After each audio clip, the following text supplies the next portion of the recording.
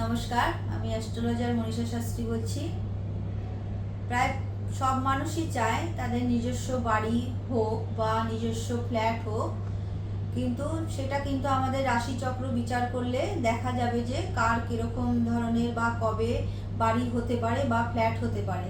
সেই সব রাশিচক্র মানে ডেট অফ বার্থ আর হচ্ছে place of birth, time of birth অনুযায়ী রাশি লগ্ন বেরোয়। সেই লগ্ন সাপেক্ষে কিন্তু আমরা বিচার করে থাকি যে কার কীরকম বাড়ি বা তার ফ্ল্যাট হবে না বাড়ি হবে।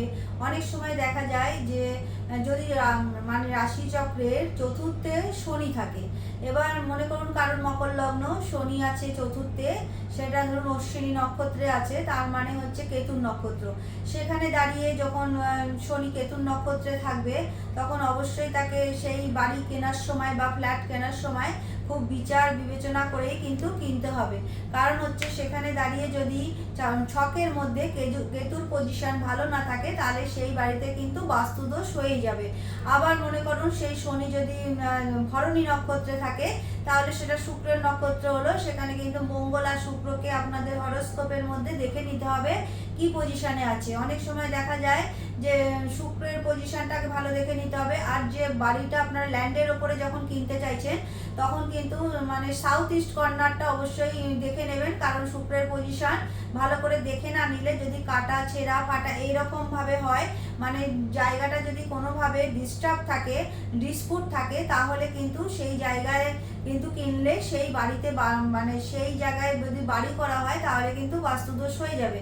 আবার যারা ফ্ল্যাট কিনছেন তারাও কিন্তু দেখে নেবেন বাড়ির মুখ কোন দিকে, ফ্ল্যাটের মুখটা কোন দিকে আসছে, সেই বুঝে কিন্তু আপনারা ফ্ল্যাট বা মানে বাড়ি যখনই বানাবেন না কেন তখনই কিন্তু এটা দেখে নিয়ে করবেন।